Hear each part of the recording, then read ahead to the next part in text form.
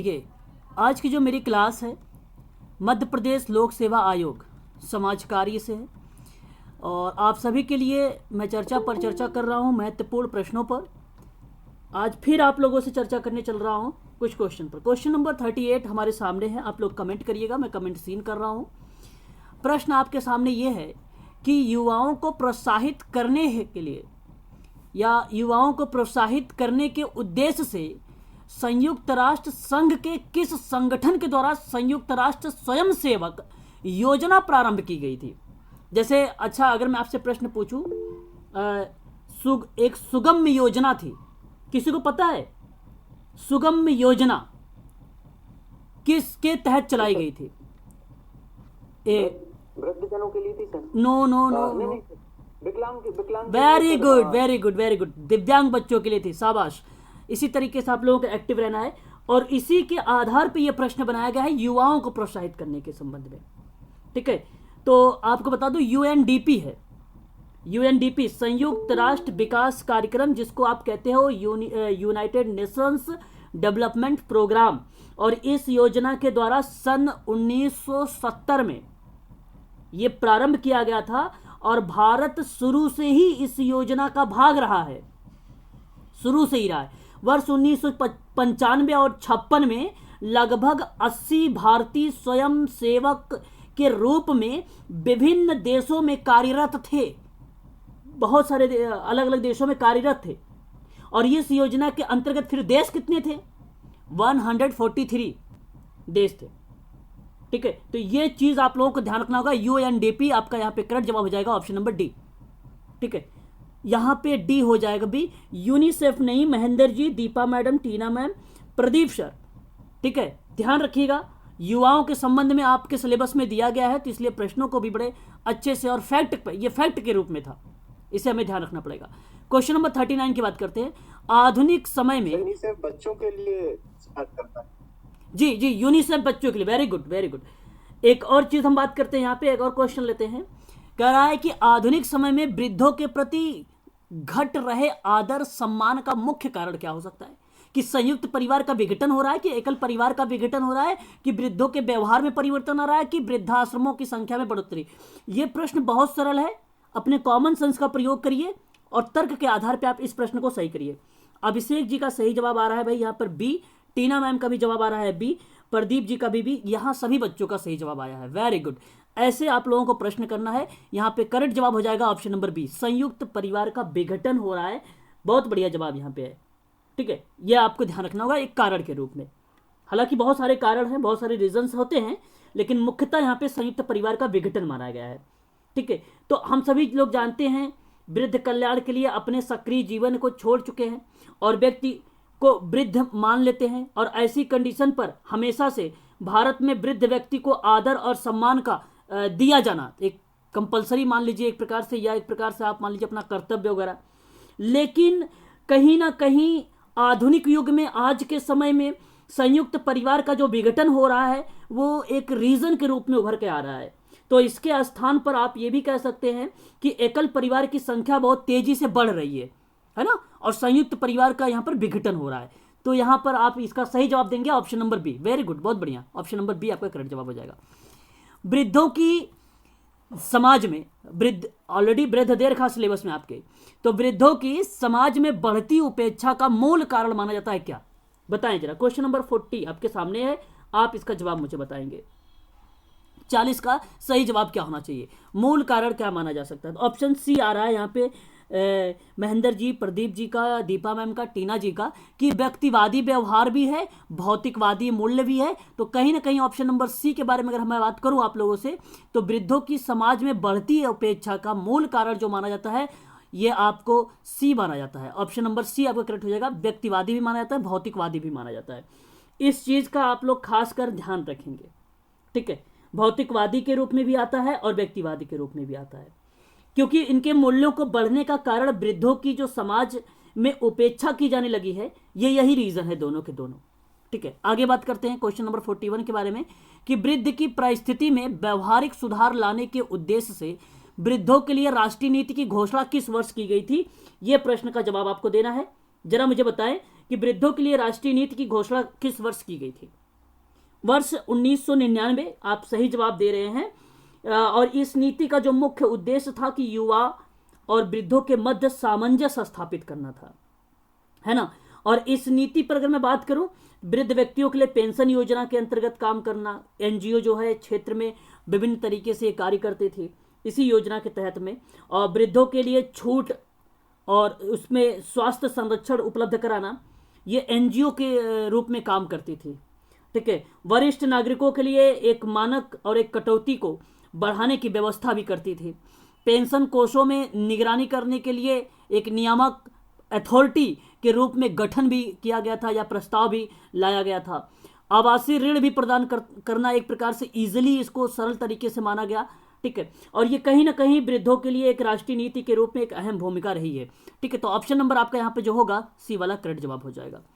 आगे हम बात करते हैं वृद्ध, यहाँ पर एक और प्रश्न लेते हैं कि वृद्ध कल्याण सेवाओं के क्रियान्वयन में सर्वप्रथम किस संस्थान ने व्यापक स्तर पर उसकी शुरुआत की है? ठीक है। तो यहाँ आप लोगों को बताना है, क्वेश्चन नंबर ये है आपके सामने 42 नंबर का, और आप मुझे इसका जवाब बताएं।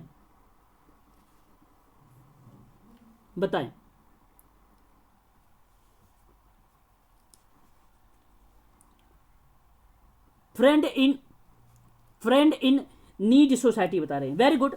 यहाँ पे अगर मैं बात करूँ आप इसके बारे में, तो मेरी बात को ध्यान से पूर्वक आप सभी लोग सुनिएगा, समझिएगा। यहाँ पर ये जो फ्रेंड इन नीड सोसाइटी है, ठीक है, इस संगठन में वृद्धों को निसहाय व्यक्तियों के लिए सेवाएं आयोजित की गई थी। वर्ष 2012 में सूरत में अशक्त आश्रम खोला गया था। ठीक है। वर्ष 2012 में सूरत में अशक्त आश्रम खोला गया था, और इंग्लैंड के निवासी कैप्टन जो थे चेसायर के द्वारा भारत में मुंबई, पूना, दिल्ली, जमदेश और एक था जमशेदपुर, कोलकाता था आपका, बहुत सारे नगर थे, और भी नगरों में इसको जो है वृद्धों के लिए घरों की स्थापना की गई थी। तो इसलिए आप लोग कहेंगे यहाँ पर फ्रेंड इन नीड सोसाइटी का नाम लेंगे, यही आपका करेक्ट जवाब हो जाएगा। बाकी एक था वयोश्री आश्रम करके था, इसकी जो शुरुआत की गई थी एक योजना का 2017 में शुरुआत किया गया था, उसको भी थोड़ा सा ध्यान रखना। 2017 में राष्ट्रीय वयोश्री योजना स्टार्ट की गई थी, इसको आप लोग ध्यान रखिएगा। मैं आप लोगों से कहूँगा यहाँ पे अगर आपको ध्यान रखना है तो फ्रेंड इन नीड की बारे में ध्यान रखिए, एक प्रकार की सोसाइटी है ये और इम्पोर्टेंट भी है ये। ठीक है। तो यहाँ पे ऑप्शन नंबर ए आपका करेक्ट जवाब हो जाएगा। आगे अगर हम बात करते हैं एक और प्रश्न का लेते कि वर्ष 1982 में आयोजित किस सम्मेलन के दौरान वृद्धों के लिए अंतर्राष्ट्रीय कार्य योजना को स्वीकार किया गया था? ठीक है। तो वर्ष 1982 की बात कर रहा हूं, 1982 की बात कर रहा हूं मैं आप लोगों से। वियना में विश्व युद्ध सभा अगर हम बात करते हैं उसमें एक आयोजन किया गया था कि वृद्धों के लिए एक अंतर्राष्ट्रीय कार्य योजना को स्वीकार किया गया था सन 1982 में संयुक्त राष्ट्र संघ ने ये क्रियाविधि, और ये संयुक्त राष्ट्र संघ और वृद्धों की देखभाल के लिए किया गया था। वियना सम्मेलन इज द राइट आंसर हो जाएगा आपका यहाँ पर ऑप्शन नंबर बी वाला करेक्ट जवाब यही होगा, क्योंकि यहाँ पे वृद्धों के आर्थिक, सामाजिक, शारीरिक और रोग संबंधी पक्षों पर शोध के क्षेत्र में एक व्यापक रूप से कार्य किया था, और यह योजना जो बेसिकली स्टार्ट किया गया था वियना सम्मेलन में स्टार्ट किया गया था। ऑप्शन नंबर आपका बी वाला करेक्ट जवाब हो जाएगा। आगे अगर हम बात करते हैं संयुक्त राष्ट्र संघ के द्वारा दिव्यांगों पर विस्तृत घोषणा पत्र किस वर्ष पारित किया गया था? यह भी आपके सामने अच्छा प्रश्न है आपके सामने, है ना। जरा इसका जवाब मुझे बताएं कि क्या इसका करेक्ट जवाब होना चाहिए। क्वेश्चन नंबर आपके सामने है 44, और अगर मैं आपसे बात करूं तो इसका सही जवाब होगा 1975 में।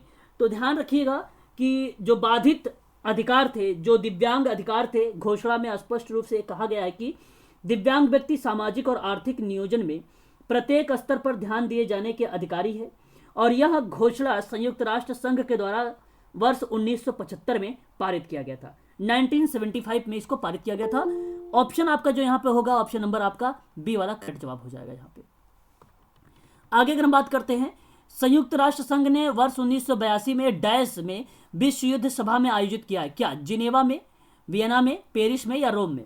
क्वेश्चन नंबर 45 का सही जवाब आपको बताना है। यहां पर क्या सही जवाब होना चाहिए? वियना सम्मेलन इज द राइट आंसर होगा, है ना। आपका सही जवाब जो होगा ऑप्शन नंबर सी करेक्ट जवाब हो जाएगा। यहां पे भारतीय जनगणना में दिव्यांग को कितने भागों में विभाजित किया है? देखिए ये जनगणना के अकॉर्डिंग है, मैं आरपीडब्ल्यूडी के बारे में बात नहीं कर रहा हूं जो 2016 का है ना, इसके बारे में चर्चा नहीं कर रहा हूं आप लोगों से, क्योंकि इसमें 21 टाइप की डिसेबिलिटी है। पीडब्ल्यूडी के अकॉर्डिंग अगर मैं बात करता हूं तो इसमें 7 टाइप की डिसेबिलिटी है। एनटीएच के अकॉर्डिंग बात करता हूं इसमें 4 टाइप की डिसेबिलिटी है। मैं बात कर रहा हूं भारतीय जनगणना में दिव्यांगों को कितने भागों में डिवाइड कर दिया गया भारतीय जनगणना में। क्वेश्चन नंबर 46 का मैं जवाब प्रदीप जी का आ रहा है भाई कि 6 होने चाहिए। ओके, यहां पे अगर मैं आप लोगों से परिचर्चा करूं तो जनगणना के अकॉर्डिंग जो है टोटल 6 भागों में डिवाइड किया गया है। यही आपका करेक्ट जवाब हो जाएगा, ऑप्शन नंबर आपका बी, 6 भागों में डिवाइड किया गया है।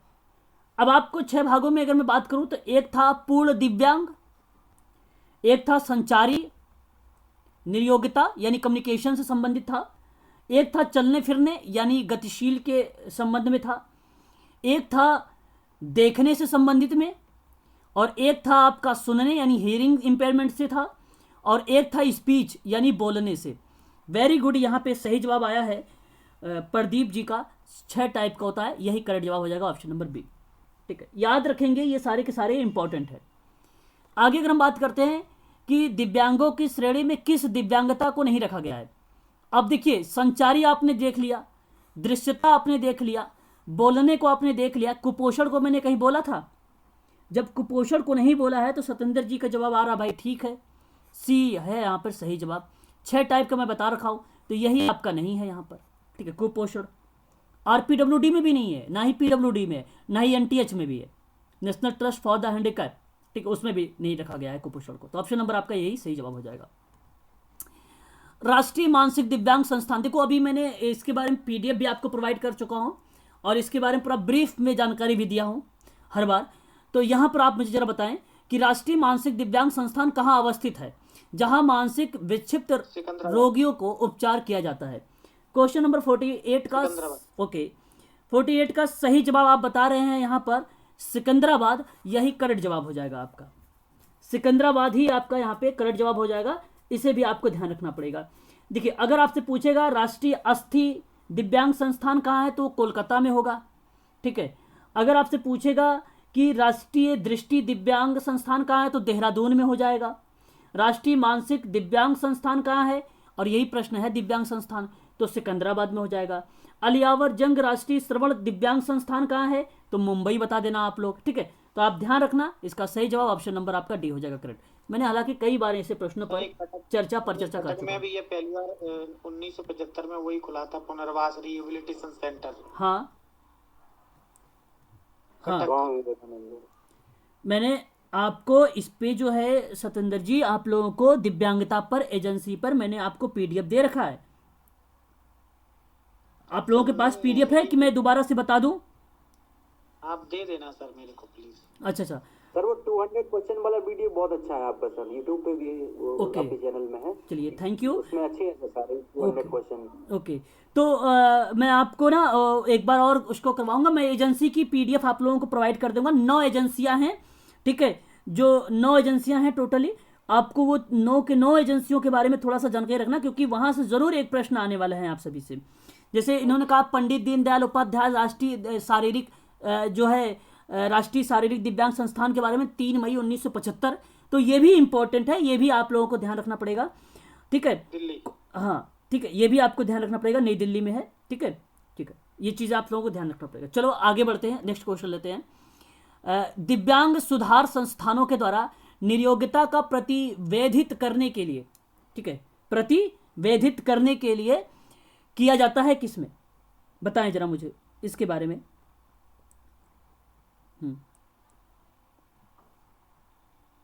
सभी हो जाएगी सर। ओके, मैंने आप लोगों को पीडीएफ आपके ग्रुप में डाल दिया है एमपीपीएससी में, एजेंसियां के दिव्यांग 9 एजेंसियां वहां पर डिटेल है। अगर आप कहेंगे तो मैं उसकी एक क्लास आप लोगों के लिए प्रोवाइड भी कर दूंगा। ठीक है, क्लास ले लेना। हाँ चलो, मैंने PDF आपको दे दिया है। अच्छा, आगे अगर हम बात करते हैं, यहाँ पे कह रहे हैं कि 49 का जो सही जवाब होगा ऑप्शन नंबर डी बता रहे हैं। वेरी गुड, व्यावसायिक मार्गदर्शन होगा, अनुसंधान सेवाएं होगा, प्रशिक्षण और जनशक्ति सेवाएं हो जाएगी। ऑप्शन नंबर डी आपका करेक्ट जवाब हो जाएगा। इस प्रश्न का सही जवाब डी होगा। सत्येंद्र जी का भी आया है और प्रदीप जी का भी आया, option number D. Very good. आगे हम बात करते हैं, क्वेश्चन नंबर 50 ले लेते हैं कि महिला तथा बाल विकास विभाग की स्थापना, अब यहां पर आपको ध्यान रखना है, यह भी प्रश्न अच्छा है कि महिला तथा बाल विकास विभाग की स्थापना निम्नलिखित में से कब की गई थी। अच्छा प्रश्न है ये भी मैं आप लोगों से जानना चाहूंगा। और याद रखना, सुगम्य भारत एक अभियान था, दिव्यांग जन अधिकार अधिनियम 2016 के तहत ही लाया गया था। इसे 2015 में लाया गया था। कब लाया गया था? 2015 में लाया गया था। उसे भी ध्यान रखना आप सभी लोग, ठीक है। क्वेश्चन नंबर अगर आप 50 की बात कर रहे हैं तो यहां पे करेक्ट जवाब हो जाएगा वर्ष 1985 में। वर्ष 1985 इज द राइट आंसर हो जाएगा आपका इस प्रश्न का सही जवाब, ठीक है। याद रखेंगे आप सभी लोग इस प्रश्न को। आगे बात करते हैं क्वेश्चन नंबर 51 के बारे में। कह रहा है कि निम्नलिखित में से किसे पर्यावरण अध्ययन के उद्देश्य में शामिल नहीं किया जाता। देखिए ऐसे प्रश्न आते हैं, प्रैक्टिस करते रहिए आप सभी लोग, ठीक है। तो आप मुझे जरा बताएं, पर्यावरण अध्ययन के उद्देश्य में शामिल नहीं है, अपने तर्क के आधार पर करना, और यहां पर है नहीं, इसको भी ध्यान रखना है। जो नहीं होगा उसी को आपको बताना होगा। क्वेश्चन नंबर 51 का अगर मैं आपसे बात करूं तो देखिए, जल प्रदूषण और समस्याओं को अवगत कराती है, बात तो ठीक है। जनसंख्या वृद्धि रोकने में भी सहायक भूमिका निभाती है, ये भी बात ठीक है। वन्य जीवों को संरक्षण में भूमिका निभाती है, ये भी सही है। भ्रष्टाचार और आपराधिक गतिविधियों पर रोक लगाता है। देखिए यहाँ पे पर्यावरण अध्ययन का उद्देश्य पूछा था, नहीं है, तो यही नहीं है, भ्रष्टाचार और आपराधिक गतिविधियों पर रोक लगाना। बाकी यहाँ पे तीनों हो जाएंगे। डी वाला करेक्ट जवाब दे रहे हैं आप लोग, इसलिए आप लोग यहाँ पे कहेंगे ऑप्शन नंबर डी आपका करेक्ट जवाब हो जाएगा। Very good. आगे बात कर लेते हैं क्वेश्चन नंबर 52 के बारे में, जो है पर्यावरण अध्ययन में सहभागिता के मूल उद्देश्यों को शामिल करना। देखिए अगर आप लोग मुझे कमेंट करेंगे, मैं सबके कमेंट देख रहा हूं, तभी मैं दूसरे फोन से ज्वाइन होता हूं, अदरवाइज मैं दूसरे फोन से ज्वाइन नहीं होता हूं। और दूसरे फोन से ज्वाइन होता तो आप लोगों का भी फायदा होता है इसमें, क्योंकि आप लोग जैसे ही ज्वाइन करते मैं ज्वाइन कर लेता हूं। जैसे यहाँ पे सत्येंद्र जी का जवाब आया है ऑप्शन नंबर डी, दीपा का डी आया, टीना मैम का डी आया, प्रदीप जी का डी आया, लगभग सभी बच्चों का डी आया क्वेश्चन नंबर 52 का। और मैं आपको बता देता हूं यही करेक्ट जवाब हो जाएगा option number D. Very good. वृक्षारोपण हो जाएगा, सफाई कार्यक्रम और कार्यक्रमों का नियोजन और क्रियान्वयन, उपरोक्त तो सभी यहाँ पे सही जवाब हो जाएगा। पर्यावरण अध्ययन में सहभागिता मूल उद्देश्य इन्हीं चीजों पर काम करता है, ठीक है। तो ये भी प्रश्न अच्छा था। क्वेश्चन नंबर अगर मैं बात करता हूँ 52 के बारे में, सॉरी 53 के बारे में, कि परिवेश का मतलब होता है पर्यावरण, है ना, के संबंध में निम्नलिखित में से कौन सा कथन सही नहीं है। आपको जवाब देना है, तो आप जरा मुझे बताएं क्या इसका करेक्ट जवाब होना चाहिए, मैं आप लोगों को जानना चाहता हूं। क्वेश्चन नंबर 53 का सही जवाब क्या होना चाहिए। फिर अगेन आप लोगों का जवाब आ रहा है, यहां पे सत्येंद्र जी का आ गया है भाई डी की तरफ, कि समाज में सभी वर्गों के संबंध में होता है। बात ठीक है भाई, टीना मैडम भी कह रही हैं, अभिषेक जी भी कह रहे हैं कि हमारे परिवेश में पर्यावरण का महत्वपूर्ण स्थान होता है। बिल्कुल सही है। हमारे आसपास की चीजें जो होती है हमारे जीवन को प्रोत्साहित करती, ये भी बहुत सही बात है। तो इसलिए आप लोग यहाँ पर कहेंगे, प्रीति मैम, प्रदीप जी, महेंद्र जी का भी, धीरज जी का भी ऑप्शन नंबर डी की तरफ आ रहा है। सभी का करेक्ट जवाब हो जाएगा ऑप्शन नंबर डी, ठीक है। वेरी गुड, यही आपका सही जवाब हो जाएगा। आगे बात करते हैं, क्वेश्चन नंबर नेक्स्ट लेते हैं। आपसे कह रहा है कि महिला और बाल विकास कल्याण, अच्छा ये तो अभी आपको प्रश्न आ गया था 1985, आप लोगों को पता हो गया होगा अच्छे तरीके से। निम्नलिखित में से कौन सी योजना चल रही है इसके अंतर्गत, तो ये भी प्रश्न अच्छा है, मैं आप लोगों से इसका जवाब जानना चाहूंगा। तो आप मुझे जरा बताएं कि इसका सही जवाब क्या होगा। महिला एवं बाल विकास के संबंध में आपसे प्रश्न है और ये प्रश्न अच्छा है। तो क्वेश्चन नंबर 54 का जो सही जवाब होगा ऑप्शन नंबर डी होगा। प्रधानमंत्री उज्ज्वला योजना भी है, एकीकृत बाल विकास योजना भी है, इसमें शामिल किया गया है, और बेटी बचाओ बेटी पढ़ाओ योजना भी इसमें शामिल किया गया है, जननी सुरक्षा योजना भी शामिल किया गया है, एकीकृत बाल विकास योजना भी शामिल किया गया, महिला ई हॉट करके एक योजना है, ये भी शामिल किया गया है, सुकन्या योजना को भी शामिल किया गया है, इसमें जननी शिशु सुरक्षा कार्यक्रम भी योजना शामिल किया गया है। तो इन योजनाओं के बारे में भी आप लोगों को ध्यान रखना है। परिवेश में अगर मैं बात करता हूं या मैं बात करता हूं महिला एवं बाल विकास को लेकर, देश में कई योजनाओं को संचालित किया जा रहा है। तो बेसिकली यहाँ पे 3 ही दिया गया था, ये 3 के साथ साथ और भी चीजें मैंने बताया, उसको भी आप लोग ध्यान रखेंगे, वो भी एग्जाम में हो सकता है पूछा जा सके आप सभी से। Question number option number D यहाँ पर सही हो जाएगा इस प्रश्न का 54 का। क्वेश्चन नंबर 55, ग्रामीण क्षेत्रों में स्वास्थ्य संबंधी मूलभूत सेवाएं प्रारंभ करने के लिए उद्देश्य से राष्ट्रीय ग्रामीण स्वास्थ्य मिशन योजना किस वर्ष प्रारंभ की गई थी? यह भी प्रश्न अच्छा है, आप लोगों को इसका जवाब बताना है। क्वेश्चन नंबर हमारे सामने 55 नंबर का है क्वेश्चन, आपको बताना है इसका सही जवाब क्या होना चाहिए। लगभग यहाँ पे सतेंद्र जी का आ गया है बी की तरफ, और यहाँ पे धीरज जी कह रहे हैं ए होगा, और भी बच्चे कह रहे हैं 2005 होगा। ठीक है, यहाँ पे अगर आपने बता रहे हैं 2005 तो यही करेक्ट जवाब हो जाएगा कि ग्रामीण क्षेत्रों में स्वास्थ्य संबंधी मूलभूत सेवाएं जो प्रारंभ किया गया था 2005 में, और इसका उद्देश्य था राष्ट्रीय ग्रामीण स्वास्थ्य मिशन योजना। और आपको ये भलीभांति तरीके से मैं आपको बता चुका हूँ सतेंद्र जी, प्रदीप जी, कि राष्ट्रीय ग्रामीण स्वास्थ्य मिशन योजना क्या है, ये 2005 में ही तो लाया गया है, सितंबर 2005 में। तो ये तो बहुत सरल प्रश्न था, आपको इसके बारे में पता होना चाहिए, है ना। इजी क्वेश्चन थे ये, ऐसे प्रश्नों को आपका गलत नहीं होना चाहिए, क्योंकि मैं ऑलरेडी इसके बारे में चर्चा आप सबसे कर चुका हूं थ्योरी वाले क्लास में। आगे बात करता हूं, नेक्स्ट क्वेश्चन पे बात करते हैं ग्रामीण स्वास्थ्य को लेकर। यहाँ पर राष्ट्रीय ग्रामीण स्वास्थ्य मिशन का बल किन प्रासंगिक निर्धारकों पर है ना, ग्रामीण के परिप्रेक्ष्य में उनके दृष्टिकोण से आपको यहाँ पे देखना है।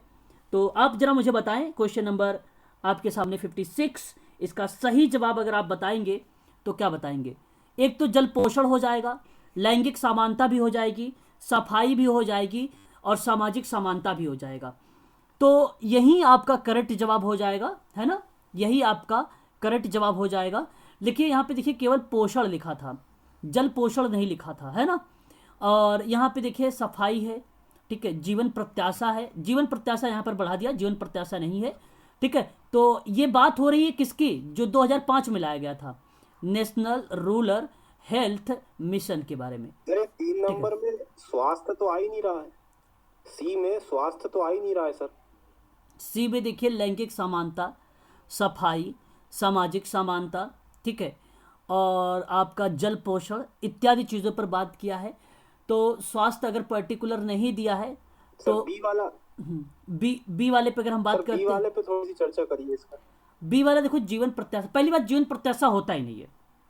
जीवन प्रत्याशा आपका मानव विकास सूचकांक में है, पहली बात तो ये आपको ध्यान रखना होगा। ये तो हम बात कर रहे हैं राष्ट्रीय ग्रामीण स्वास्थ्य मिशन के बारे में।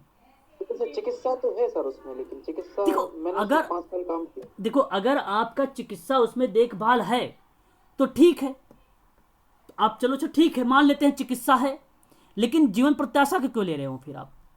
फिर कम्युनिकेशन को क्यों ले रहे हो आप? पोषण मान लीजिए।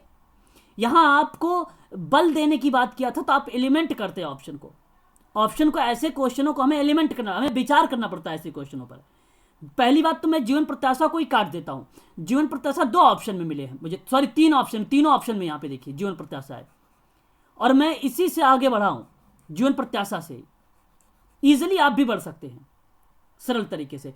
प्राथमिक चिकित्सा अगर इसमें है तो देखिए, इसमें नहीं है तो आप प्राथमिकता दे दीजिए आप इसमें, कि ऑप्शन नंबर इनमें से बेटर तो यही है, क्योंकि सामाजिक समानता के बारे में बात भी हो रही है, ठीक है। तो ऑप्शन इस तरीके से आप एलिगेशन के माध्यम से आप कैसे निर्धारक पदों पर यहाँ पे चर्चा की गई थी, ठीक है। तो मैं आप सबसे कहूंगा ऑप्शन नंबर आप सी को करेक्ट करिएगा, आपका बी वाला सही जवाब नहीं होगा। हाँ, अगर यहाँ पे आ सकता है आप चिकित्सा लिख सकते हैं, अगर चिकित्सा होता तो ठीक था, हम गलत नहीं करते कि गलत हो गया, इस पे बल नहीं दिया, भाई दिया है बल, ठीक है, इस पे भी बल दिया है, ठीक है, तो हम इसको सही मान लेते हैं।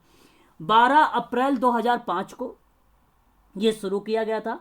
इस योजना का जो उद्देश्य था, दूर दराज के ग्रामीण क्षेत्रों को जो है एक निर्धनतम परिवारों को सुलभ है, ठीक है, उत्तरदायी गुणवत्ता युक्त स्वास्थ्य सेवाएं प्रोवाइड करना था, इसका मोटो था ये। अब तो आप समझ में गए होंगे, स्वास्थ्य था, लेकिन मैं इसमें जीवन प्रत्याशा तो था ही नहीं। जब इसका बल देने की बात करता है, मोटो की बात करता है, तो जल को लेकर, सफाई को लेकर, शिक्षा को लेकर, शिक्षा भी नहीं देखो ऑप्शन में है, तो क्या शिक्षा को एलिमेंट नहीं करेंगे? शिक्षा अगर रहेगा तो शिक्षा को भी आपको लेना पड़ेगा। सामाजिक को लेकर, लैंगिक समानता को लेकर, जैसे स्वास्थ्य के अनेक निर्धारकों पर था। इस बात से मैं सहमत हूं और आप लोग भी सहमत रहना। सामुदायिक में कार्य किया गया, ग्रुप में काम किया गया, इंडिविजुअल पर भी काम किया गया है। तो ये बेसिकली NRHM की एक भूमिका रही है स्वास्थ्य की देखभाल में। तो आपका ऑप्शन सी वाला करेक्ट जवाब हो जाएगा। मैं आशा करता हूं शायद आप समझ गए होंगे। क्वेश्चन नंबर 57 पे आते हैं। राष्ट्रीय शहरी स्वास्थ्य मिशन के अंतर्गत शहरी क्षेत्रों में इस योजना का किस स्तर पर प्रारंभ हुआ किया गया था?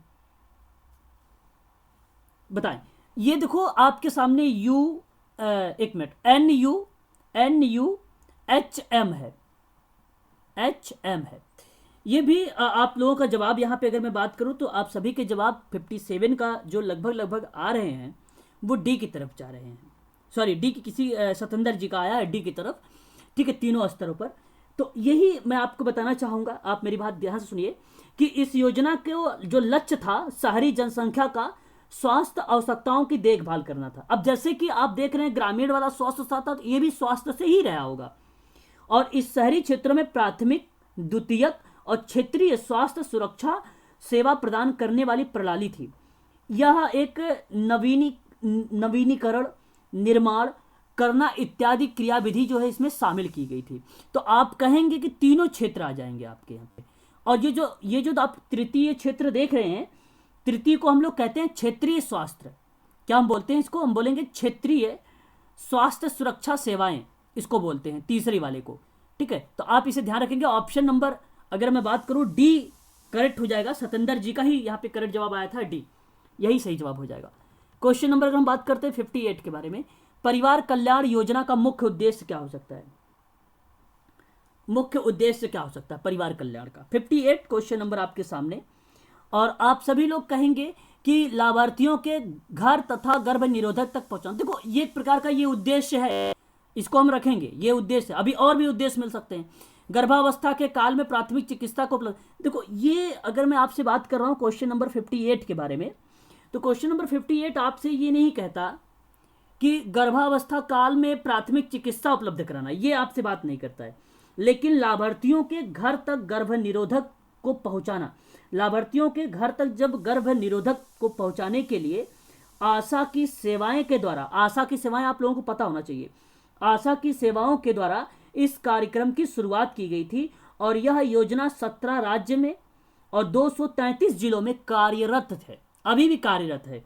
17 राज्य, 233 जिलों में। तो आप ध्यान रखिएगा, परिवार कल्याण योजना और पहली योजना के अंतर्गत इसको शामिल किया गया था, ठीक है। ये चीज इंपॉर्टेंट है, ये नहीं था आपका ऑप्शन बी नहीं था। अच्छा देखिए, अब बाध्य कारण योजना को क्रियान्वित करना। देखिए बाध्यकरण करने वालों के लिए वित्तीय सहयोग देना था, क्रियान्वित करना नहीं था। मेरी बात समझ रहे हैं? बाध्यकरण के लिए चिकित्सकीय सुविधा पाने के लिए यह उपस्थित होता था कि उस दिन के पारिश्रमिक के घाटे को पूरा करने के लिए सरकार ने 1981 में केंद्र प्रायोजित कार्यक्रम शुरुआत किया था। और बाध्य कारण वित्तीय सहयोग योजना जो है वो पूर्व समीक्षा की गई थी। 31 अक्टूबर 2010 से ये प्रभावी हो गया था, ठीक है। और सुधार के साथ 7 सितंबर 2009 को ये पूर्ण रूप से कार्य करने में, या आप ये भी कह लीजिए कि पहले भी ये कार्य पूर्ण रूप से कर रहा था और सही तरीके से संचालित की प्रक्रिया में जो आया वो 31 अक्टूबर 2010 को था। लेकिन वो था बाध्यकरण करवाने वालों के लिए वित्तीय सहयोग योजना थी, ना कि बाध्यकरण योजना को क्रियान्वित करना था। ये नहीं था, ये नहीं था, ठीक है। याद रखेंगे, वित्तीय अगर मैं लिखता यहाँ पे तो फिर सही था, इसलिए इसको भी गलत करेंगे हम लोग। बाध्यकरण लाभार्थी को वित्तीय सहायता करना, ये आपका ऑप्शन सही हो जाएगा, ठीक है। ऑप्शन आपको बताओ यहाँ पे देखो, ए और डी दोनों सही है भाई।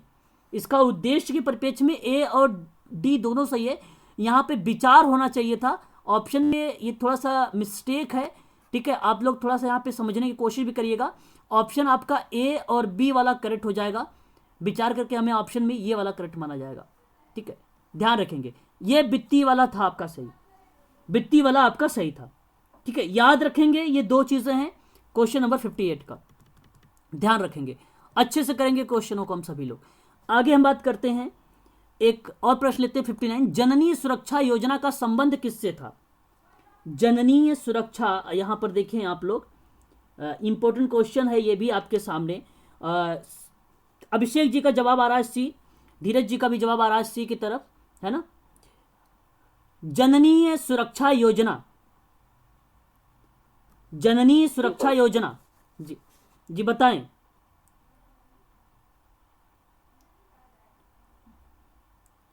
बताएं, कोई कुछ बता रहे थे?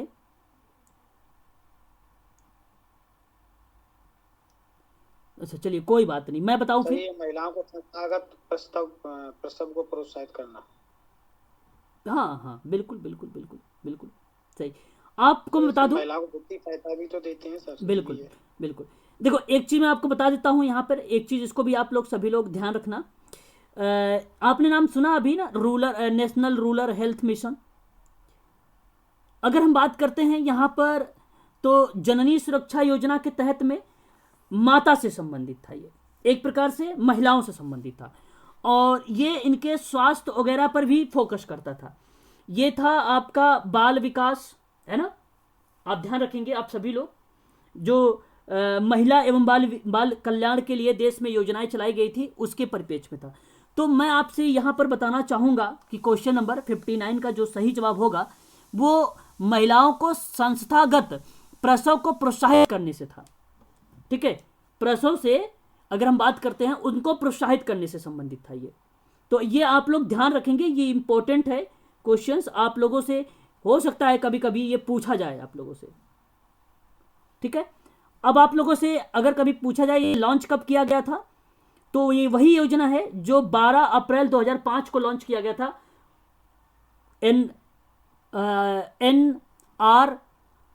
NRMHM, जिसको हम बोलते हैं एक प्रकार से राष्ट्रीय ग्रामीण सुरक्षा योजना के अंतर्गत। ठीक है, तो 12 अप्रैल 2005 आप लोग इसे ध्यान रखेंगे, ये भी इंपॉर्टेंट है, प्रधानमंत्री के द्वारा इसको संचालित किया गया था, जननी सुरक्षा योजना। ऑप्शन नंबर सी करेक्ट हो जाएगा आपका यहाँ पे। आगे बढ़ते हैं, जननी सुरक्षा कार्यक्रम योजना, है ना, ये भी आपको बताना है ये क्या है। जननी सुरक्षा के अंतर्गत अगर हम बात कर रहे हैं, जो प्रारंभ किया गया था 2005 में स्वास्थ्य एवं परिवार कल्याण मंत्रालय के द्वारा, और गरीबी रेखा के नीचे जीवन यापन करने वाली महिलाओं को संस्थागत प्रसूति कराने के लिए 1000 रुपये की आर्थिक सहायता भी प्रोवाइड करता था, 1000 रुपये की। ठीक है, और प्रशिक्षित दाई के द्वारा ये किया जाता था। 100% केंद्र में जो प्रायोजित थे, जहां पर इसका उद्देश्य रखा गया था कि गरीब गर्भवती महिलाओं को प्रसव की संस्थागत सुविधा प्रोवाइड करना, और योजना के अंतर्गत पंजीकृत प्रत्येक लाभार्थी के पास जो होगा वो MCH कार्ड के साथ जननी सुरक्षा योजना का कार्ड भी जरूरी लागू होगा वहां पे, है ना। एक प्रकार से ये भी क्रियाविधि थी। तो बेसिकली प्रसव के बाद देखभाल निगरानी करने में सहायता और स्वास्थ्य जांच वगैरह के बारे में बात की गई थी।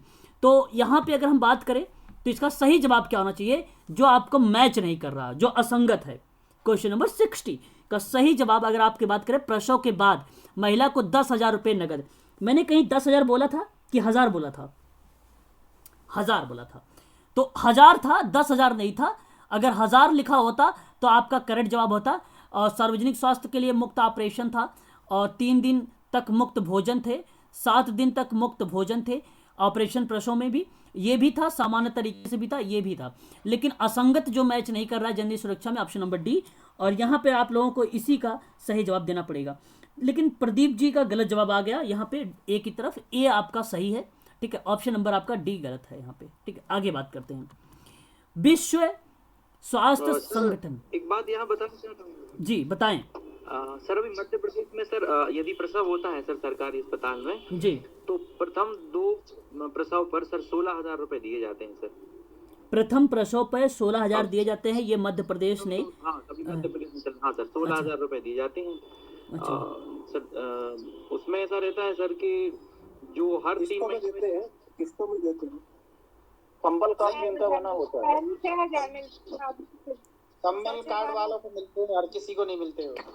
हाँ संबल कार्ड संबल कार्ड वालों को सर। हाँ अच्छा, जो मजदूरी वर्ग में, जो गरीबी रेखा से नीचे आते उनके लिए। तो ये मध्य प्रदेश में है 16,000।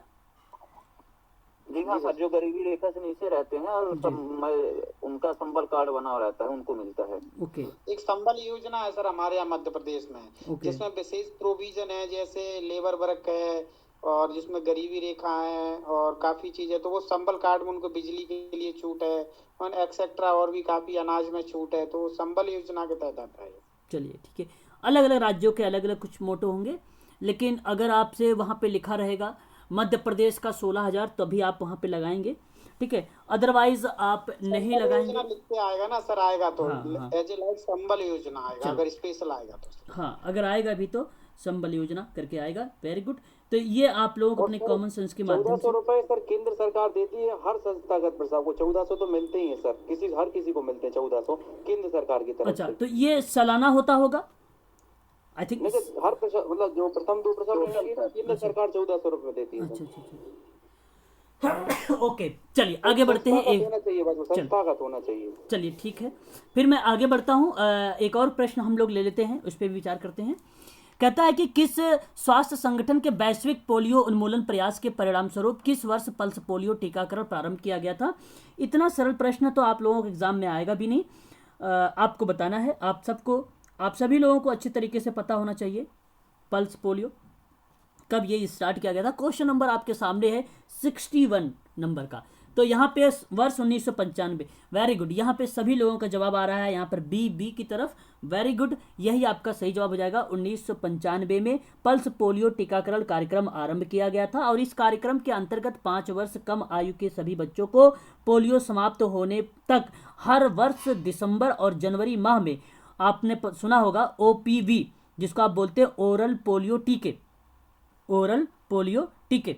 तो इस तरीके से आपको ध्यान 2 खुराक दी जाती थी, ये बात हमें ध्यान रखना पड़ेगा, है ना। और 13 जनवरी 2011 के बाद अब तक पोलियो का कोई मामला सामने नहीं आया। मेरा एक सवाल है आप सभी से, पोलियो समाप्त किस वर्ष घोषित किया गया है? पोलियो समाप्त किस वर्ष घोषित किया गया है? समाप्ति पर 2014। वेरी गुड, यहाँ पे 2014 अगर आप कह रहे हैं तो यही आपका करेक्ट जवाब हो जाएगा। पोलियो समाप्ति की अगर जो घोषणा वर्ष के रूप में लाया गया है वह बताया गया है 2014 को। सही जवाब ऑप्शन नंबर आपका वहां पर 2014 जहां पे लिखा होगा वही आपका करेक्ट जवाब हो जाएगा। यहां आप लोग ध्यान रखेंगे पोलियो के बारे में शुरुआत का लेकर था तो 1995। 2011 के बाद कोई मिला ही नहीं, इनको कोई मिला ही नहीं, है ना।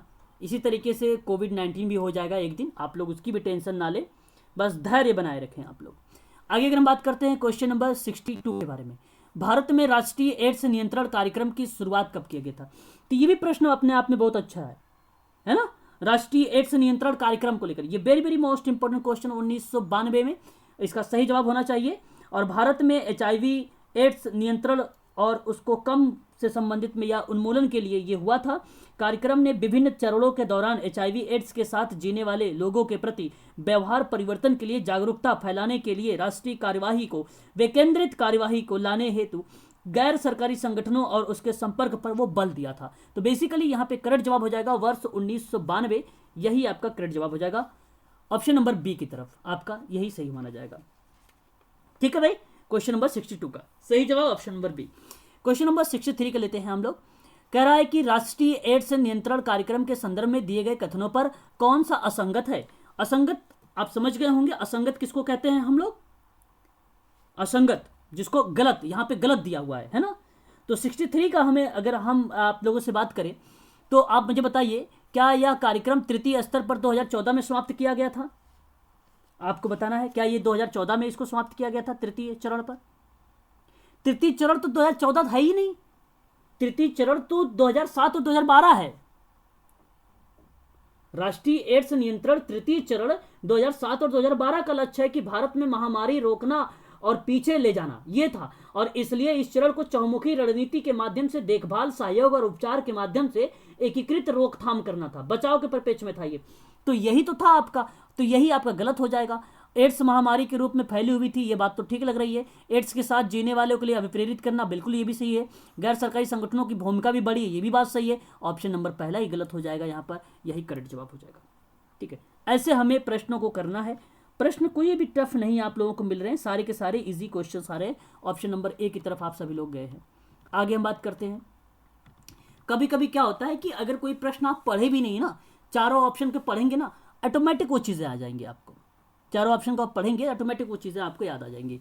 आगे हम बात करते हैं एड्स के एकीकृत रोकथाम। एड्स के एकीकृत रोकथाम तथा बचाव प्रयास को उच्च प्राथमिकता दी जाती है या दी गई है। तो निम्न में से कौन सा उच्च प्राथमिकता शामिल नहीं है ना? कौन सा उच्च प्राथमिकता का मतलब एक प्रकार से उच्च जोखिम समूह या सामान्य जनसंख्या के नए संक्रमण को रोकना है, कौन सी इसमें शामिल नहीं की गई थी? क्वेश्चन नंबर आपके सामने 64 है।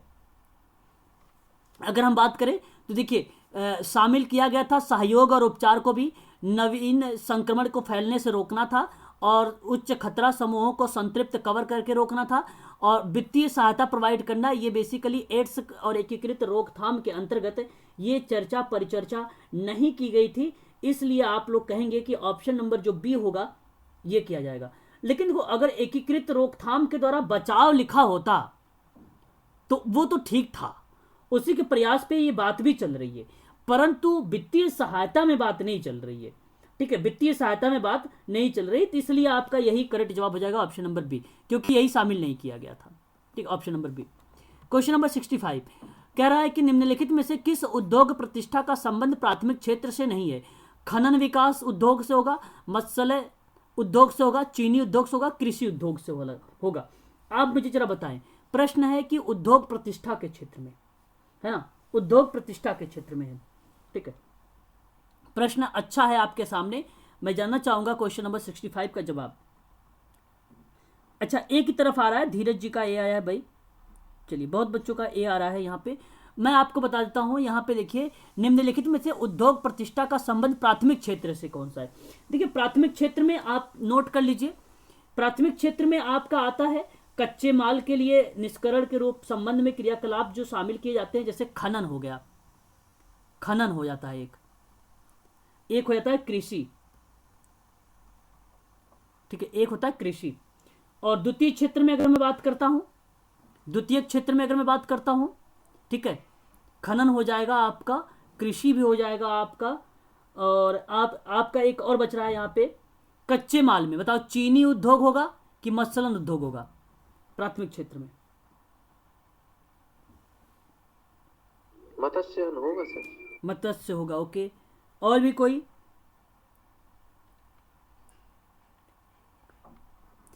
मत्स्य होगा, वेरी गुड, यहां पे मत्स्य होगा। खनन हो जाएगा, खनन हो जाएगा, मत्स्य हो जाएगा, कृषि हो जाएगा, लेकिन यहां पर चीनी उद्योग नहीं है, चीनी उद्योग नहीं है। जो द्वितीय में आएगा, द्वितीय क्षेत्र में इसमें आता है लौह इस्पात उद्योग आता है, मोटरयान उद्योग आता है द्वितीयक में, द्वितीयक उद्योग में। तृतीयक में क्या आता है? इसमें सेवाओं के क्षेत्र में शामिल किया गया है सूचना प्रौद्योगिकी उत्पादक। ठीक है, सूचना प्रौद्योगिकी उत्पादक के विवरण संबंधी उद्योग जितने होंगे वो शामिल होंगे। चीनी नहीं था यहाँ पे, प्रश्न था नहीं का।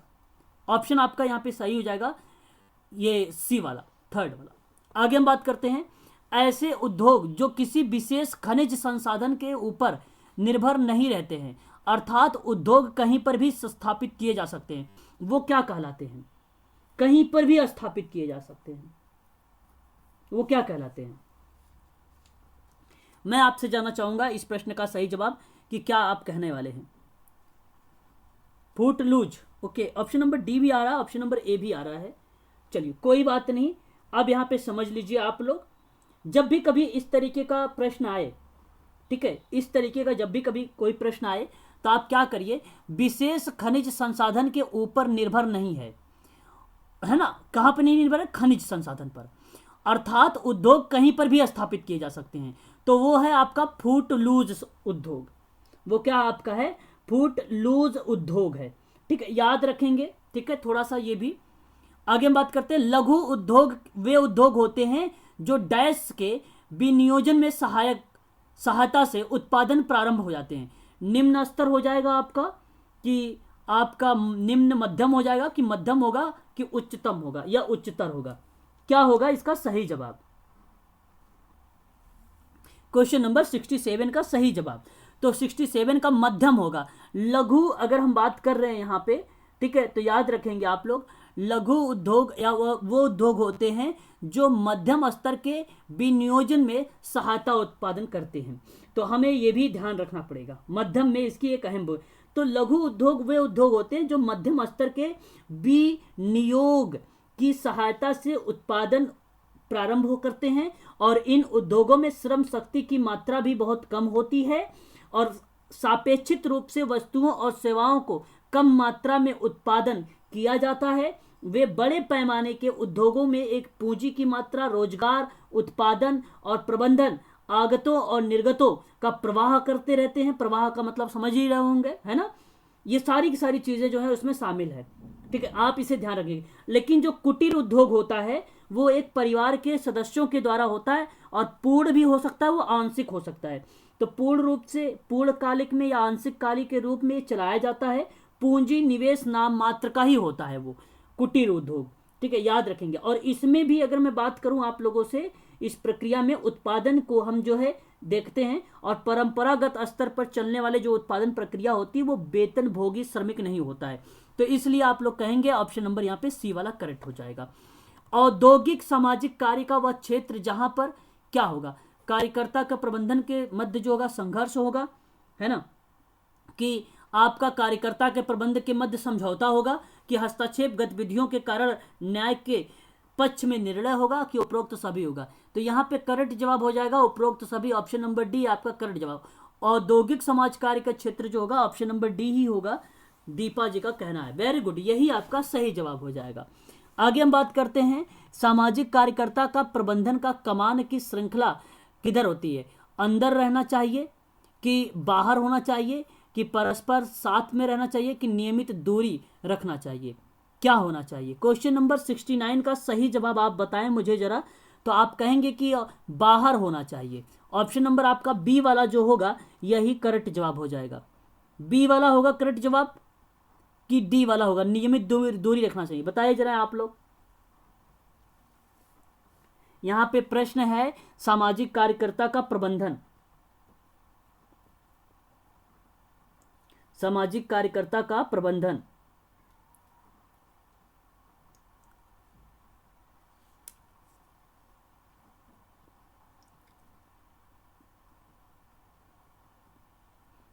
बी करेक्ट होगा, बी करेक्ट होगा, बी करेक्ट। बाहर नहीं होना चाहिए, सामाजिक कार्यकर्ता का प्रबंधन का कमान की श्रृंखला से बाहर नहीं होना चाहिए। ऑप्शन नंबर आपका बी वाला करेक्ट रहेगा, ठीक है, याद रखेंगे। यहां पर ये आपके लिए इंपॉर्टेंट सवाल था, ठीक है, याद रखेंगे। बाहर होना चाहिए, बाहर होना चाहिए, हाँ, बाहर नहीं होना नहीं चाहिए। बाहर होना चाहिए, ठीक है, बाहर होना चाहिए।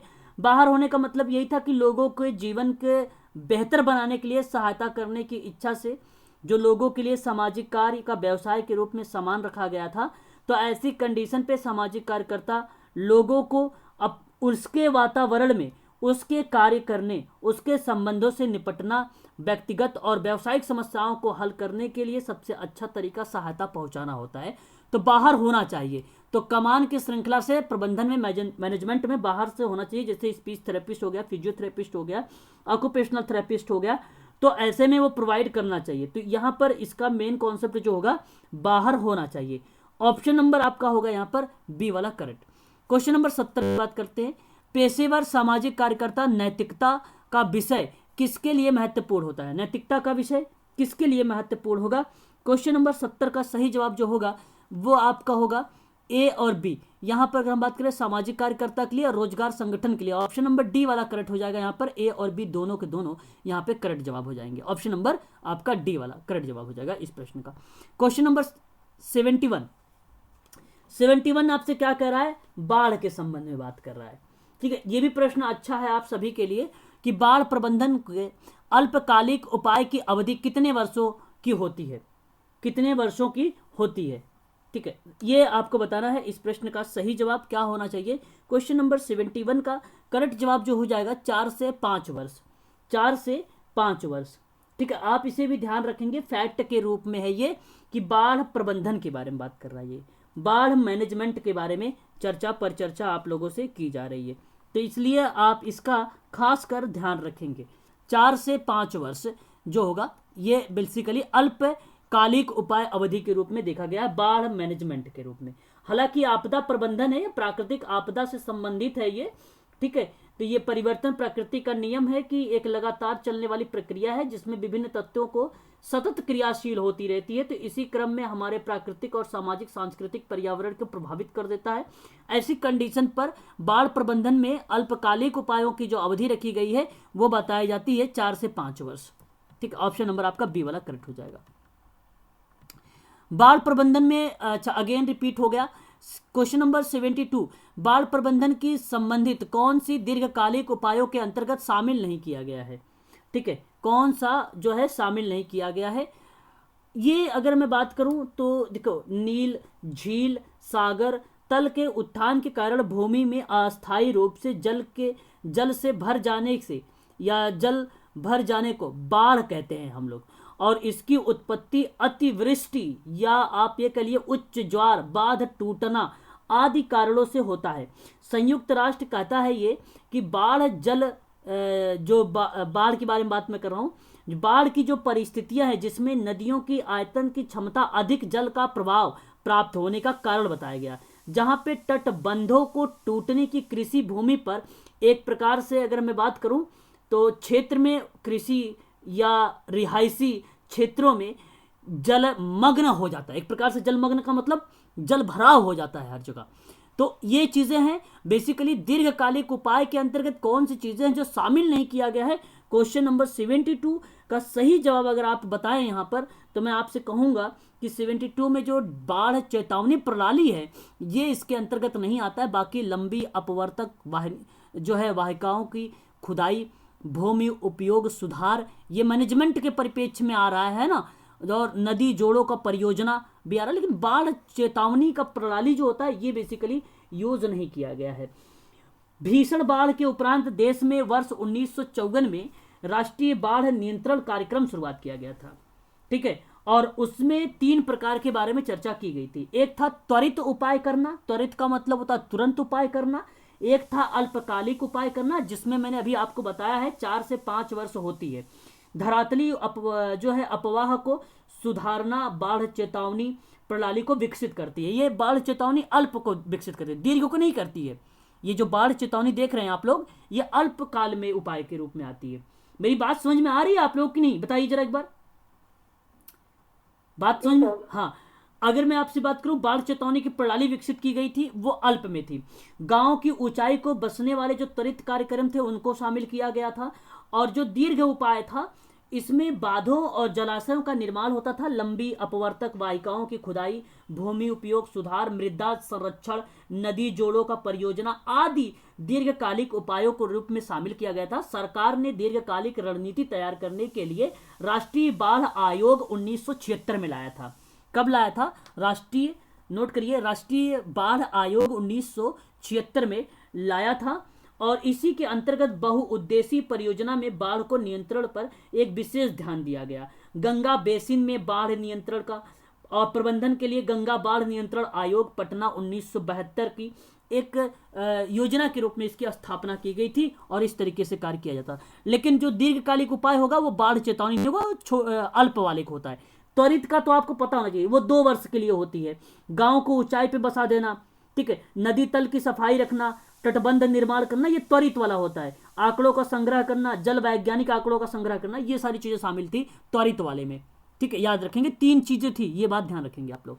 सूखा प्रवण क्षेत्र में कार्यक्रम की शुरुआत 16 राज्य और 182 जिलों में सूखे को निपटने के लिए किस वर्ष जो है की गई थी? तो सूखा प्रवण, ये देखो ये भी प्रश्न अच्छा है।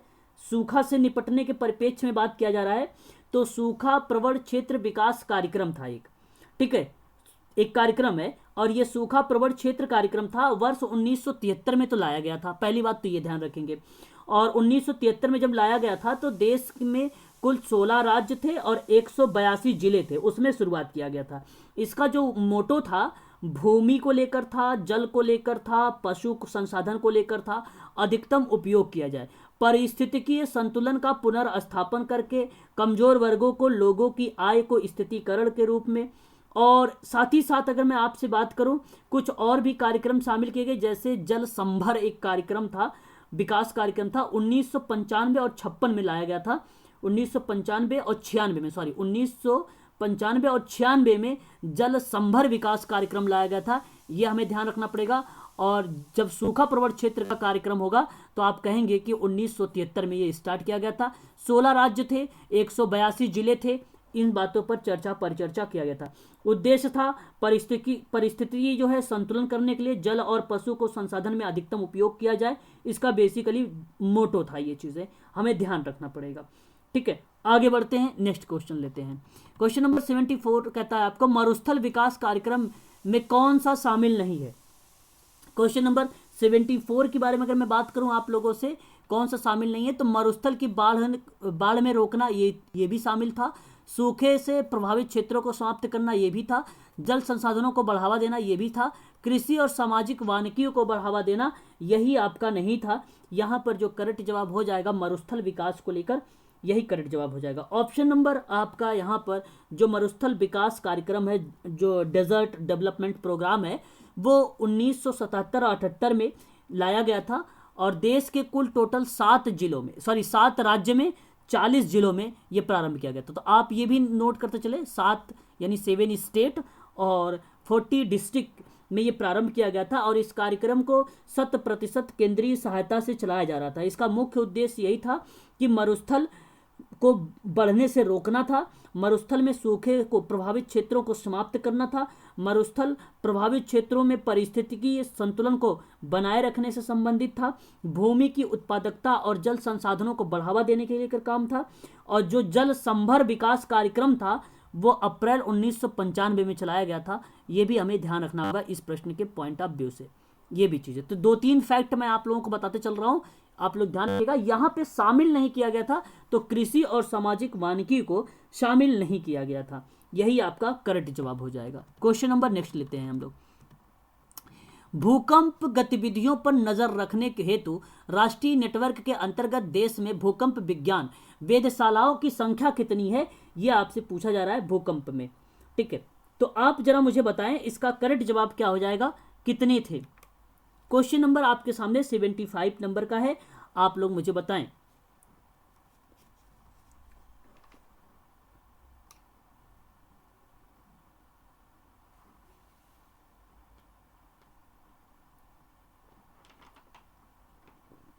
चलिए, आपका जवाब नहीं आ रहा, अच्छा भाई आ गया, भाई सतेंद्र जी का आ रहा है, बी की तरफ आ रहा है 57। लेकिन यहां पर मैं आपको बता देता हूं, भूकंप से संबंधित अर्थक्वेक का तात्पर्य यह होता है कि भूपटल पर कंपन होना। जो मूलभूत सेल होते हैं, आप लोगों को पता होगा सेल 3 टाइप के होते हैं, रूपांतरिक, अग्नि सेल और अवसादी सेल होते हैं। उन सेलों में उत्पादित अस्थिरता का परिणाम होता है और यह अस्थिरता पृथ्वी की ऊपरी सतह पे एक प्रकार से गति करती है, और जब यहाँ पे गतिविधियों से निकली जो ऊर्जा पैदा होती है वह एक प्रकार से अर्थक्वेक में आ जाता है, यानी भूकंप के रूप में आ जाता है। ठीक है, और प्रश्न हमारे सामने ये है कि आपसे पूछना चाहता है कि भूकंप गतिविधियों पर नजर रखने के लिए राष्ट्रीय नेटवर्क कौन कौन से हैं, तो मैं आपको बता देता हूं, कुल टोटल 51 है। कुल टोटल कितने हैं, 51 है। आप लोग ध्यान रखिएगा, ये बेसिकली भूकंप मैनेजमेंट में आता है। तो मौसम विभाग देश के भीतर जो है आसपास भूकंप गतिविधियों पर नजर रखने के लिए राष्ट्रीय नेटवर्क के अंतर्गत कुल टोटल 51 यानी 51 भूकंप विज्ञान वेधशालाएं चलाया गया है। और इसमें 24 वेधशालाएं ऐसे हैं जो नवीन डिजिटल ब्रांड बैंड सीस्मोग्राफ प्रणाली और आधुनिक संचार सुविधाओं को जो है एक प्रकार से सुसज्जित करता है। तो आप ध्यान रखेंगे 24 ऐसी वेधशालाएं हैं जो नवीन डिजिटल ब्रांड बैंड सीस्मोग्राफ प्रणाली और आधुनिक संचार सुविधाओं को एक प्रकार से सुसज्जित करता है। ये भी हमें ध्यान में रखना पड़ेगा। ठीक है, चलिए आगे बढ़ते हैं। क्वेश्चन नंबर 76 लेते हैं। निम्न में से कौन एक भूकंपीय आपदा का निवारण के अंतर्गत शामिल नहीं किया गया है, कौन सा जो है शामिल नहीं किया गया है, यह आपको बताना है। क्वेश्चन नंबर हमारे सामने 76 नंबर का है, आपको बताना है। तो देखिए मैं बताता हूं जागरूकता अभियान के बारे में। ठीक है, तो आपको बता दूं जागरूकता अभियान संचालित करना ये एक प्रकार से आपदा निवारण के अंतर्गत शामिल है, पूछा है नहीं है।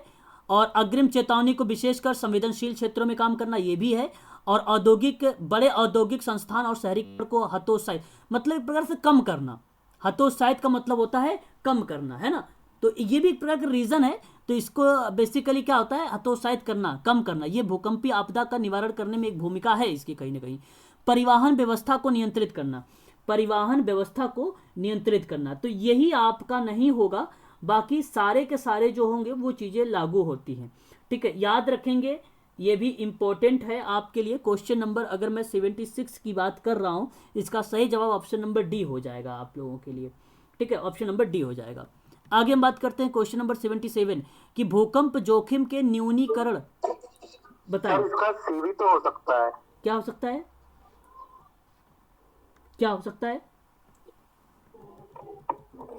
बताएं सर ये जो ऊपर वाला है जी। इसका आंसर सर सी भी तो हो सकता है। देखिए बेसिकली आपको बता दूं मैं यहाँ पर भूकंप के आपदा निवारण को लेकर आपसे पूछा था शामिल। हो सकता है जब बड़े उद्योग संस्थान शहरीकरण को अधोस्ताद क्यों करेंगे, भूकंप से इसका कोई संबंध नहीं है सर जी। देखिए यहाँ पे अगर हम बताएं भूकंप का है, औद्योगिक संस्थान और शहरीकरण को अगर हतोत्साहित करेंगे तो यहाँ पर भूकंप का रीज़न है। कारण ये है, अगर मैं आपसे बात बताऊं, अगर आप बढ़ावा देंगे तो कहीं ना कहीं कंपनियां फैक्ट्री वगैरह लगती हैं जहाँ पे वो कहीं ना कहीं भूकंपी आपदा का एक रीज़न बन जाता है। ठीक है, यह है रीज़न। तो ऊंची जो इमारतें होती हैं बड़े क्षेत्रों में, औद्योगिक संस्थानों में, औद्योगिकरण में, वो बढ़ावा अगर आप देंगे तो जाहिर सी बात है वो आपदा का कहीं ना कहीं कारण बनता है। घनिष्ठ जहाँ पे घनत्व पाया जाता है वहीं पर तो आता है, वहीं पर तो ये भूकंप वगैरह आते हैं।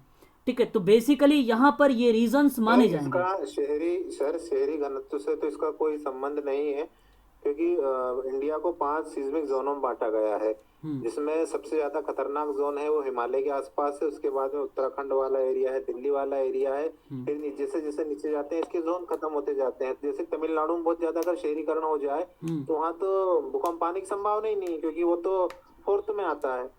नहीं तो सर उसमें तो सीस्मिक जोन में बटा हुआ है, तो शहरीकरण मतलब एकमात्र देखो दिल्ली में आप अगर ऐसा कर रहे हैं भूकंप में नहीं, तो दिल्ली फेमस, आप सबको पता है, भारत की राजधानी, यहाँ पे आए दिन भूकंप आते रहते हैं। नहीं सर, दिल्ली तो है ना सर, मतलब जैसे जैसे हिमालय है ना, हिमालय सबसे मेजर जोन में है। उसके बाद दिल्ली वाला, हरियाणा वाला, ये इलाके तो है ही सही, लेकिन आप तमिलनाडु को ले लेंगे, आप आंध्रा को ले लेंगे, आप तो ये एरिया तो नहीं, आप अपने लॉजिक के हिसाब से सोच रहे हैं। वेरी गुड, मैं आप समझ रहा हूँ आपकी बात, आप अपने लॉजिक के हिसाब से सोच रहे हैं। सर मैं बताऊं सर, लॉजिक में भी सर मैं बताऊं, सीस्मिक पूरा इंडिया है कि सीस्मिक जोन में बटा हुआ है, तो उसमें क्वेश्चन नंबर यहाँ पर जो आएगा आपका, इसका सही जवाब 76 का डी हो जाएगा। 77 देख लेते हैं, उसके बाद हम लोग कल करेंगे यहीं से। ठीक है, भूकंप जोखिम के न्यूनीकरण को राष्ट्रीय परियोजना को किस वर्ष लागू की गई थी?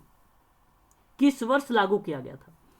ठीक है, कब लागू किया गया था न्यूनीकरण को, परियोजना को? तो इसका जो संगठन 2005 में, लगभग आपको पता होना चाहिए कि इसका गठन 2005 में हुआ था। राष्ट्रीय आपदा प्रबंधन अधिकारी था ये, एक प्रकार से नेशनल डिजास्टर मैनेजमेंट अथॉरिटी, जिसको NDMA कहते हैं, दिशा निर्देश के रूप में काम करता था। कार्य संरचना और गैर संरचनात्मक सुधार को लेकर परियोजना का निर्माण किया करता था, और भूकंप प्रभावित क्षेत्रों में सुरक्षित के लेकर बात करता था।